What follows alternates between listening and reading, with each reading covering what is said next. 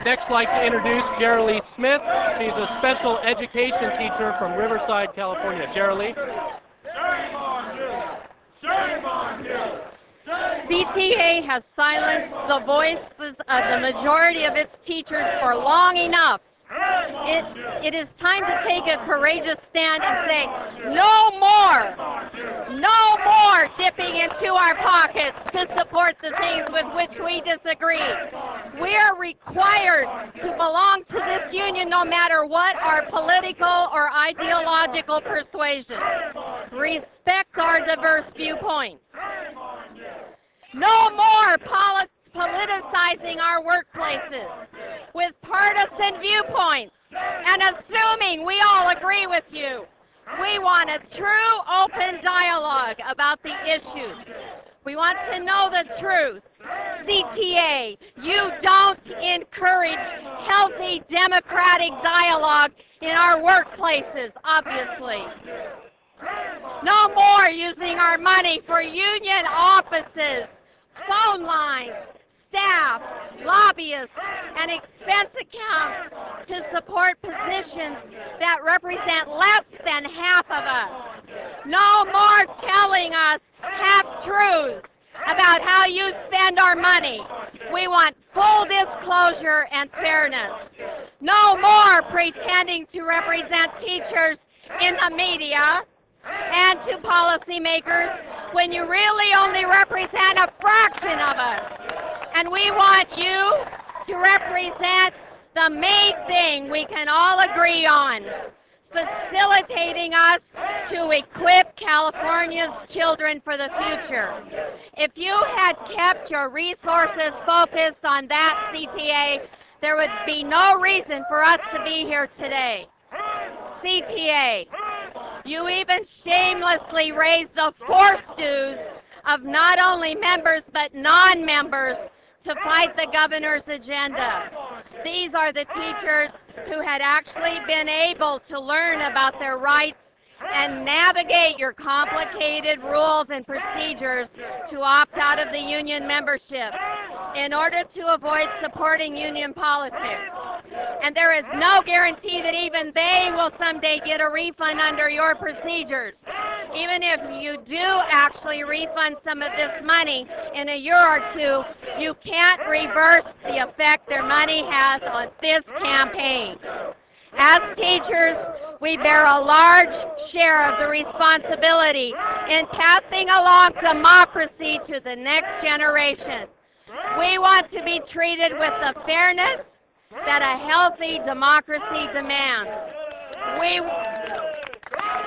want political neutrality and professionalism out of our union. I don't think we have that today. And we want to be able to teach in public schools without the tyranny of being coerced into supporting partisan politics.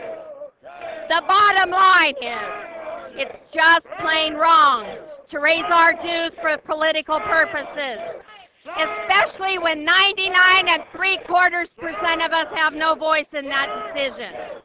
Thomas Jefferson said, to compel a man to furnish funds for the propagation of ideas he disbelieves and abhors is sinful and tyrannical.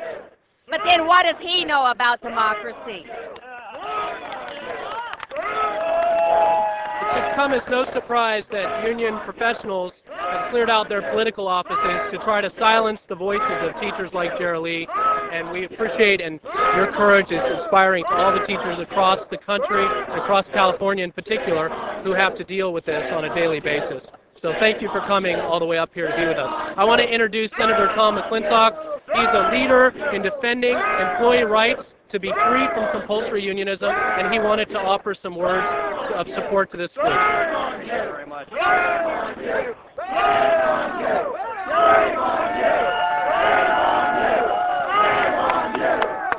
Ladies and gentlemen, what we are witnessing is the kind of intimidation and thuggery that our public school teachers have to work under every day of the week with the unions as they are today.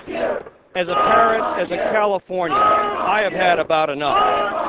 And I'm here to voice my support for those teachers who have had the courage to stand up to the thuggery of these unions by filing this lawsuit. All citizens have a fundamental right to contribute their earnings to the political cause or candidate of their choice. But no one, no matter how powerful or politically well-connected, has the right to seize the earnings of one person to give to the political cause or candidate of somebody else's choice. I think it takes enormous courage for rank-and-file teachers like these who have filed the suit to assert their individual rights and stand up to the intimidation of this union. And I take off my hat to these people here today. One teacher who was highly critical of the union explained today in the Victorville Daily Press why he didn't want to be quoted. He said, "Some union reps have long memories and retaliation is alive and well." You can see this kind of intimidation that our teachers have to work under, and it's time to put a stop to it. These teachers with us today are willing to stand up to these new schoolyard bullies of our public schools. Not because it's pleasant, but because somebody has to. They're fighting for freedom of choice and freedom of our academic institutions. They're fighting for the right of every one of us to make our own decisions according to our own best rights, free from coercion or intimidation, or in this case, outright theft. These folks are the real heroes of our age. Individual citizens who are willing to stand up to powerful special interests, no matter what threats of retaliation that they face as a result, in order to restore our fundamental freedoms as Americans. And I am proud to stand here with them today.